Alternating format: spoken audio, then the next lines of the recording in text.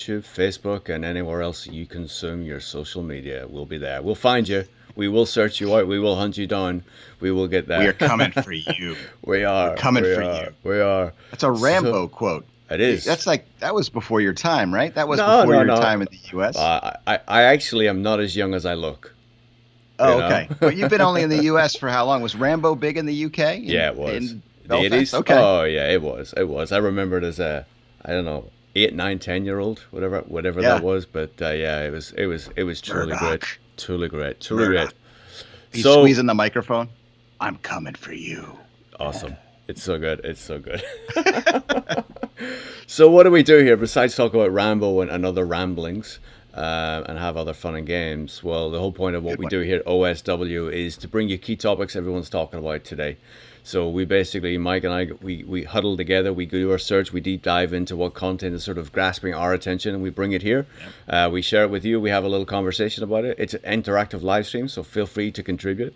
Feel free to hit that like button if you're watching and you kind of like our shenanigans and some of the things that we're saying. But also, if you disagree with us, feel free to jump in and give us your opinion, because Mike and I both know that we promise you we will never be right all the time. We may be right some of the time, but very rarely. But we certainly have opinions, and that's the whole point of what we're trying to do here. Just kick off with a nice, lighthearted conversation in the morning to sort of keep you informed of what's going on. So as I mentioned, do hit that subscribe button, hit that notification bell, hit that like button, so Google and YouTube with all its algorithms can tell other people that these guys are actually quite fun and quite entertaining. And I've also put a link in the description below where you can click, and each morning we send out the agenda of what we're going to be talking about. So if you can't be in attendance, you at least hear what we're going to say, and you'll find links to the articles that we're referencing. But also, if you're going to be joining us, then at least you can read ahead of time should you want to, and enjoy and participate in the conversation. So yeah. Nice. So who are we? So I'm Steve Todd. I'm the founder of Open Source Workplace. I'm the head of Workplace at NASDAQ, and my co-host, Mike Brzeski, host of the Workplace Innovator Podcast. Mike, after all that, happy Tuesday. Wow. Happy Tuesday. Good to talk to you, Steve. Thanks a lot. We'll see y'all tomorrow. All right. Thank you, man. Appreciate it. That was a good intro. Wow. Thank you, man. Thank you. Happy Tuesday and podcast release day. Steve, I got to mention this. Of course you have. Workplace Innovator Podcast is releasing an episode 117. Well done, you, man. Featuring our very own Steve Todd, everybody. In fact, Steve and I, in a conversation recorded last week that got a lot of attention around things like remote work and returning to offices and the mental health aspects of that, and also just the pros and cons of remote working.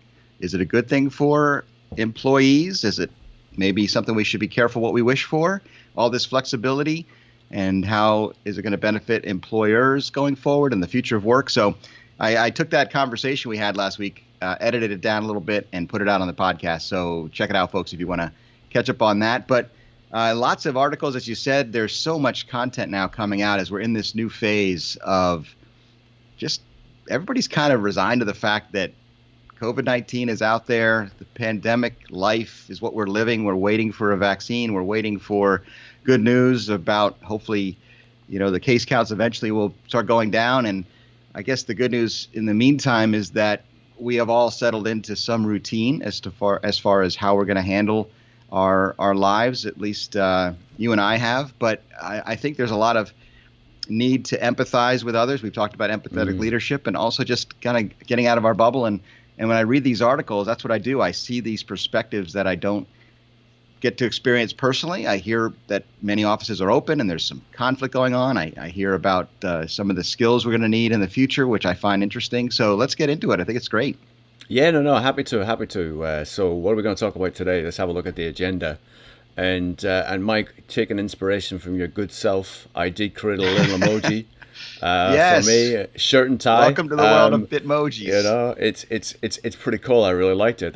So I appreciate you providing me with that today, or at least tell me how to do it, and I was able to go and set that up. No, it is good. It's really good. So topics that we're going to talk about today. So we really want to talk about reimagining the office and work life after COVID-19. I mean, this is pretty consistent. So a lot of the content that's coming through today, this is a McKinsey article we're going to talk about coronavirus and the mental health crisis, which is a really big topic as well. And then what skill will be most prized in the future office? And Mike, what I find really interesting is like every day it's almost everything's intertwined, right? We talked about that red thread, this new thing that we just learned about, and how things are just woven together. There are so many things that we have to sort of consider whenever we look at the workplace, when we look at remote working, we look about our own personal selves and sort of the responsibility we take up on ourselves to actually develop through these times. So the first one we're going to talk about today is the McKinsey and Company, reimagining the office work life. And it's really interesting where the sort of set the groundwork of where this sort of article comes from. McKinsey did a survey. 80% of people questioned said that they enjoy working from home. 41% said they're more productive when they're working from home. And 28% said they're as productive when they're working from home.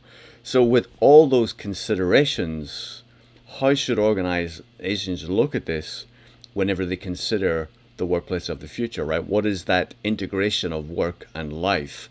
How is all that coming together? And they've put together 4 steps to reimagine what that workplace looks like. So reconstruct how work is done.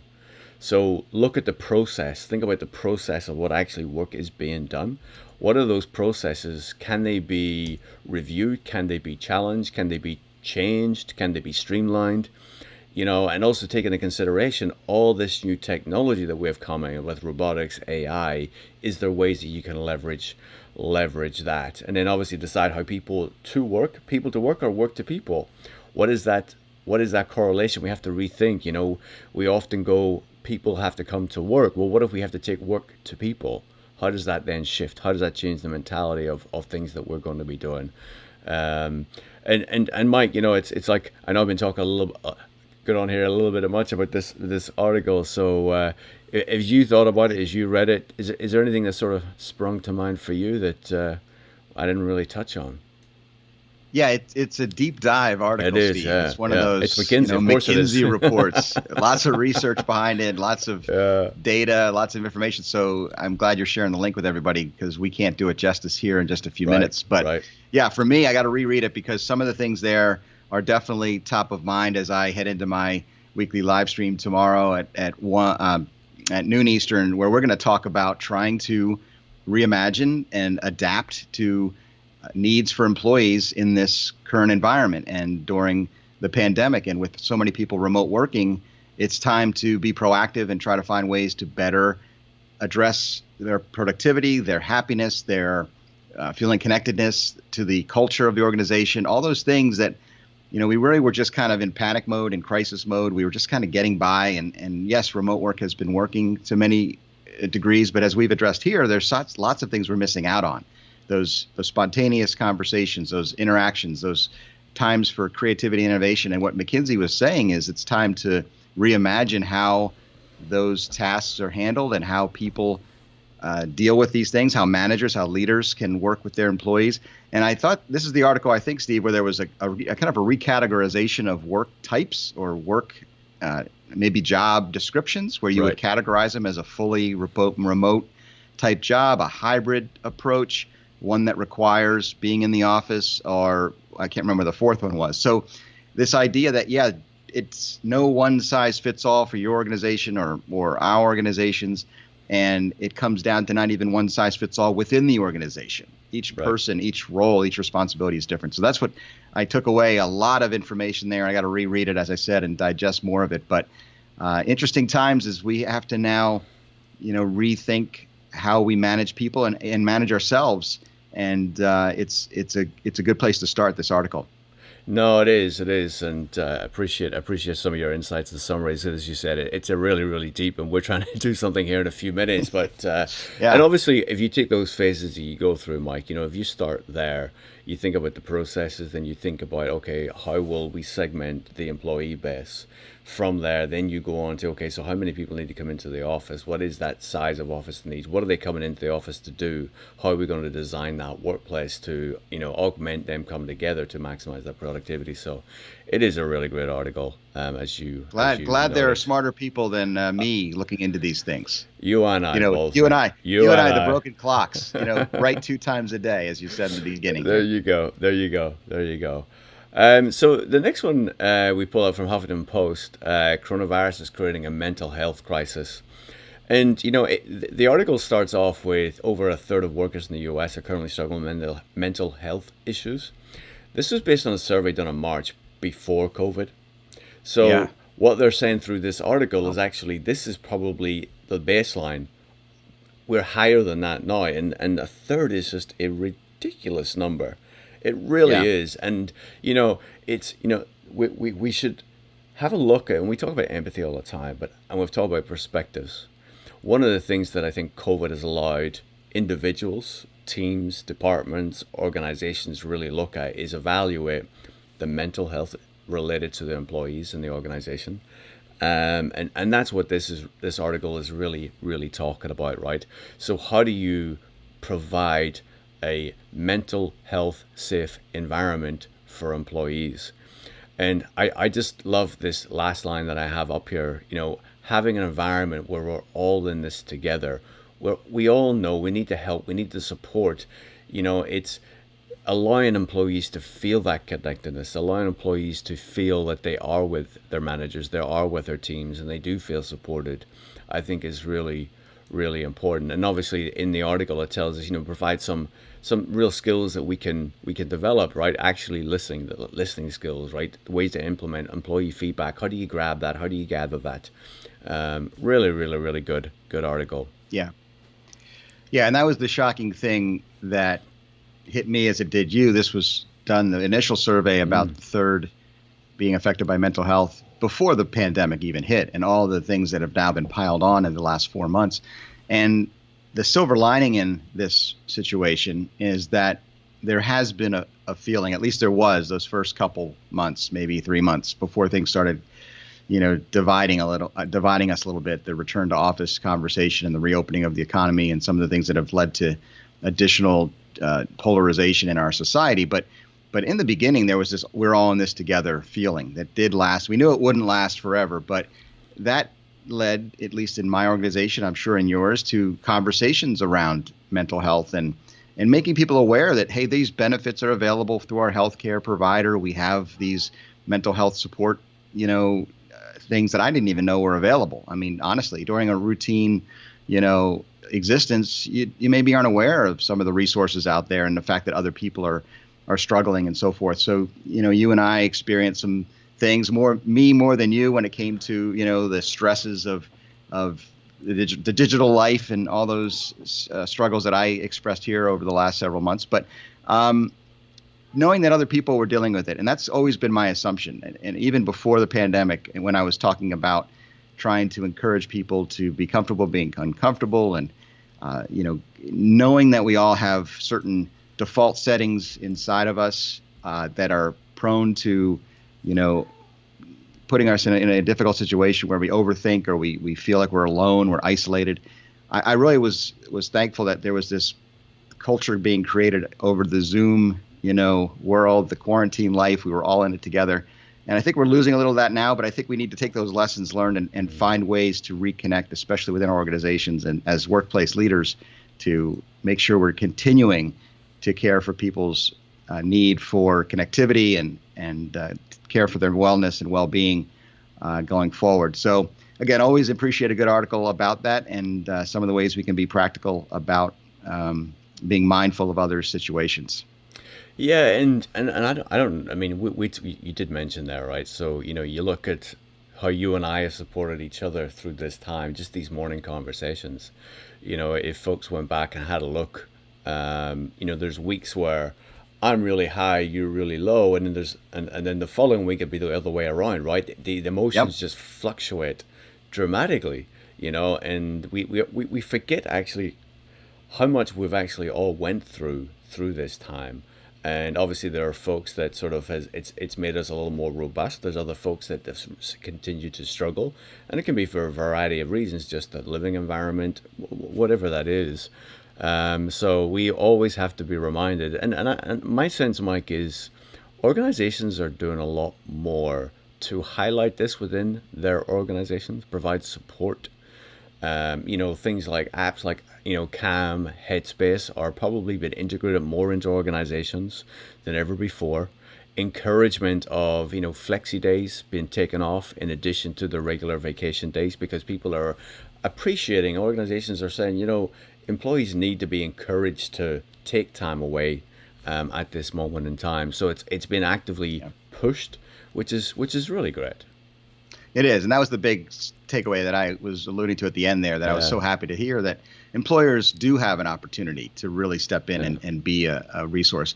But we also have individual responsibility to find someone like you and I do this each day. We don't expect everybody to get on YouTube and Facebook to do a live stream, although I would recommend it, folks. It does keep you going, and it keeps you in a habit of getting your day off on a good foot.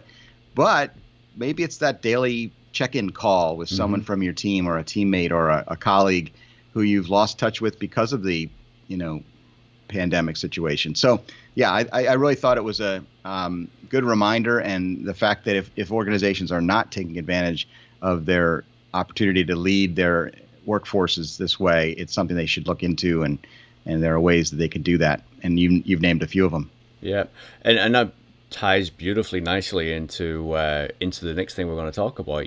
So you mentioned the employers are doing great, but actually individually we have a responsibility to ourselves, right? And it starts with us. How are we going to be? How are we going to behave? What are we going to do? And this article from Wisdom Well, what skill will be most prized in the future workplace? And it states cognitive. I almost said cognitive flexibility, which I love. I love, right? So CF, Steve, we'll call it CF, cognitive flexibility. Yeah, hashtag CF. There you go. Let's get that trending. But it really allows us to really take a look at ourselves, right? If we know that this is what is going to be driving and what the future workplace is all about, and it says future workplace, but this is future work. This is future life. This is how are we going to be in the future? How are we going to be more resilient? And the three things that it talks about here is, practice the left, right brain. That's about curiosity. What things are you curious about today? What things actually make you think? What do you ponder in those quiet moments, right? Flexibility. Again, we go back to that flexibility, right? So how are we being flexible in, our surroundings, in the thoughts, in the work that we do? But this is the bit that I love, the last piece. Whenever we know where we're curious and where we're flexible, go to the zoo, go for a run, take a shower. Basically, whatever it is or wherever you need to be your most creative, your most productive, your most, wherever you have imagination, where trust, where you feel safe, find out where that is and gravitate to those places to do your different tasks. The tasks may be very different. The place may be very different depending on the task. We spoke, right, that I have a chair that I go sit in when I'm doing my thinking, where I try to do my thinking time. I have a different place where I go to relax. Thinking chair. If we all think, if we all think about, where do you do your different activities, and what places do you perform your best to do those activities? A lot of people find the best time for thinking is in a shower, is running, is walking, is in fresh air. It's doing activities. So how can you find those things? I don't know about you, Mike. Do you think about these things? Do you sort of look at activities that you have to do? Obviously, whenever you're recording, you're editing, there's only one place you can be. But as you think about questions to ask, as you think about planning, as you think about all those other attributes that you need to hone and skill and develop to actually be, do what you do. I mean, how do you think about those things? To be the DJ Mike P that I want to be? That's the line I was looking for. Thank you. I struggle sometimes, Steve, and I'm glad that you shared this article because I wasn't familiar with cognitive flexibility as a term. Were you? Was this a new idea to you? I hadn't heard the term.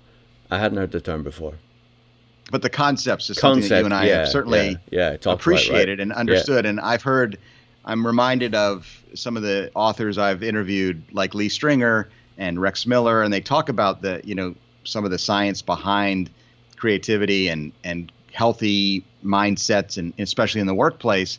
And they've got research. They know that when we do our best creative work is when we're relaxed and when we're feeling a lack of stress and a lack of anxiety and a comfort. And that's why they are always encouraging nature walks and active, conversations while outdoors. This is all pre-pandemic, and the need to get out and find those happy moments. And I remember being, talking about music and for me, listening to Enya or just in the shower, the thing that you mentioned about, that's when I find these thoughts come to mind. In fact, I told Lee Stringer that I wanted to patent some type of a digital notepad in the shower, that when you have those great ideas, those sparks of creativity while you're totally relaxed and the water's flowing on you, you need a waterproof pen or something that's going to allow you to write those notes down. You're so old school. That's where Alexa or Siri comes in, make notes and you just shout it out, right? There we go. We've just brought... shout out over to your shower. There you go, man, right? I got to get an Alexa in my shower, in my bathroom. Something I do not have right now. I don't have that either. Good idea, Steve. There you go.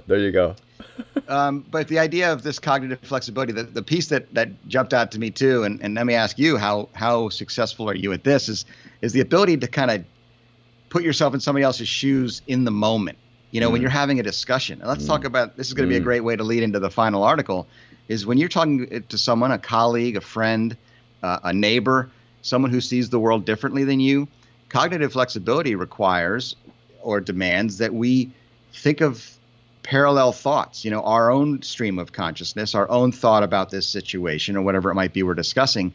But at the same time, those that are very skilled at cognitive flexibility will also imagine themselves or understand the other person's perspective, some other angle they're not, experiencing, getting out of our bubble and kind of having these two thoughts go through our minds. So then you can be more empathetic and understanding and reach some type of positive end result from that conversation. That's the part that many of us I think struggle with. When we get into a mindset of this is how I see it, and sometimes understandably so, we just don't get it. We don't get the other person's perspective. It's beyond our capability, at least in the moment, to understand. But if we could fine-tune this skill of being able to really see things in the world from other people's viewpoints, I think it's going to help us in the long term, especially as we continue to live with COVID-19. It's a great question. It's a great thought, Mike. I actually hadn't gone there, but I'm glad you did. And it's something that I have to work on every day. I'm not great at always putting myself in the other person's position. I'm not. It's something that I have to be conscious of. And we talked about before about having those little stickers around the screen, little reminders, little triggers to sort of think about, okay, how do you do it? And it's almost, I have to coach myself sometimes about those things. About trying to put myself in empathy. And I actually did an interview last week with Mr. Michael Davidson of JP Morgan Global Corporate Real Estate, all around empathy. And the way he framed it was fantastic. He says, we have to see empathy as an exercise. You have to practice it regularly to make it part of your life. And I hadn't thought of it that before. And it was, I can't wait to release the video, but it was like such a great way to frame it. And, and I asked him, I says, so when did you start practicing? He goes, I can't really remember. It was kind of a while ago. But again, we have to be deliberate about practicing it and reminding ourselves to practice it all the time. And once you put it into your subconscious, if that's how you behave, so when you naturally have a conversation, you automatically are thinking about the other person's opinion first, and our position first, and then also then bringing that your own perspective into that. So it's a really great insight and a way to frame it that I hadn't considered before. I'd never thought of empathy as doing exercises for empathy. Yeah. Even though what build we're doing your empathy muscles. Yeah, build your muscles. Absolutely, and absolutely. And it's like those little triggers. What can we do to help us to find those little things? So that was great. The other thing it's the opposite of what comes natural today. And we're going to get into it here.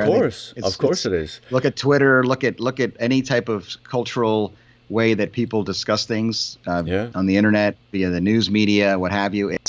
It's get your position, dig in, and manipulate the facts to meet your side of the argument, tell a story, or to match up with your story. Absolutely. But cognitive bias. Yeah. Yeah. But the one thing I do want to talk about, though, is that subconscious, because it's a really important thing. And it's one of the things I've learned, and it was a lesson I took from Napoleon Hill's book, Think and Grow Rich. And he tells the story of how he came up with the title of the book. And he he was being pushed by his publisher to come up with a title, and the publisher says, if you don't give me a title by tomorrow morning, I'm going to go with this really stupid title. And the whole point of it was to promote and push Napoleon Hill to come up with the title. So Napoleon Hill basically sat before his bedtime and actually trying to put everything he could into his subconscious of I don't want this to be called this. I need to come up with a name. In the middle of the night, he come up with Think and Grow Rich. His lesson was, whenever we put thoughts into our head about what's important to us, be it before we go to sleep, be it whatever it is walk of life that we are in, the fact that we've put that question into our head, we subconsciously look for correlations and other ways to identify to whatever is in our subconscious. So we may have a conversation about a technology, we may be talking about a sports thing, but because we're subconsciously looking for an answer to a problem, we find that our brain synapses actually connects those dots and actually pull those things together. So it's a really important thing you touched on there with the subconscious. Yeah. I mean, it's good wisdom. It's ancient wisdom about thinking on things that you want to be a part of your life, good things, lovely things, happy things, and positive things. And that's the opposite of where our culture is today. I know I went off on a tangent because you were leading nicely into this, which is just I giggled when I saw this. Like there's sometimes you just pictures just say 1,000 words, Mike. And if we look at that image, the paperclip barrier, it's just immense.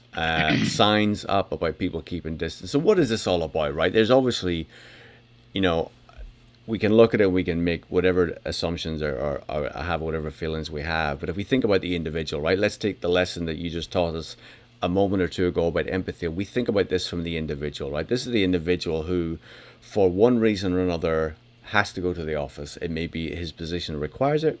It may be his living circumstances. There may be some reason that this individual is having to go to the office. They're obviously concerned about their health and well-being, and they've constructed what they think is the best way to protect themselves. And there is ways to do it, and there perhaps is ways not to do it. And there's ways to do it where you can have your fellow colleagues buy into it, and there's other ways that actually your colleagues just kind of make fun of you. And sometimes those two things are on the same path, sometimes they're on different paths, just depending on the relationship you have. But in essence, I think what we have to take away with this is actually we need to be really conscious of people's feelings, emotions, how people are behaving, how people are reacting to whatever circumstances they're going through. And, this is a Wall Street Journal, and Mike, thank you for sending the PDF. I don't have access to it, and we'll put a link. Shh. I know. We'll probably get ourselves into trouble, but anyway, they can take a percentage of our revenue. That's okay. I'll give them a percentage of my revenue, so that should be fine. A percentage of zero is still zero, so that's okay. Right. But in essence, it's like, so as I said, there's ways to do it. And then what I did do is I put another image up, which I thought was quite a very less intrusive, a very friendly way to sort of position. This is something I saw a while ago. We talked about it before. It was the three armbands.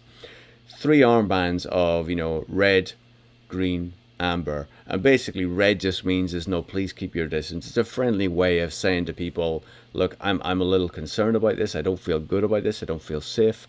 Help me feel safe. Green means I don't really care about this. I'm good. Come up, talk to me. You can interrupt me, whatever that is, and I'm okay with that. And yellow is just obviously that sort of in between. But I think it's really important for people to really understand when people go to the offices, they go there for many different reasons. And we just have to be cognizant of why they're there. And if people do feel unsafe, and there's many things we can say about this individual setup, but it's more of we have to put ourselves in the position of the individual who feels that this is the only way that they. And I know the article was into, well, before I did this, somebody came up, interrupted me. I could smell their breath, and it's just like I didn't feel comfortable with this. So this was their reaction to that. So perhaps I could have framed that a little bit better, but that's sort of where I came from, Mike.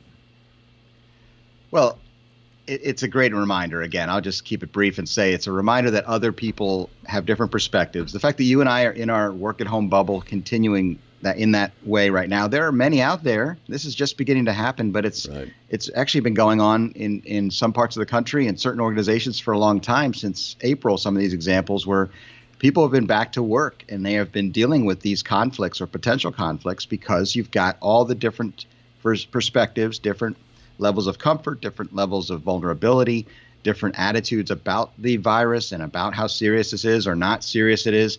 And all the things you see potentially happening, in our society, in the grocery store, what have you, we've talked about it. It's happening in our workplaces. And I think this is a reminder that we need to be thinking about what we would do and how we need to be handling ourselves in the workplace. And as workplace leaders, that these conflicts are happening. If you're in HR or if you're just a management leader, you need to set the protocols in place. And I love the idea of your armbands that just gives some kind of a visual signal as to where I feel or how I feel, because most people don't wear that on their sleeve, and they'll be forced to do something less productive, maybe do something that kind of divides as opposed to brings people together. So it's a challenging time we're heading into. It's just beginning. This is going to be a long-term prospect of having to live with each other while we live together during a pandemic. And a respect for others is something that's going to be top of mind for me, and I hope it is for you.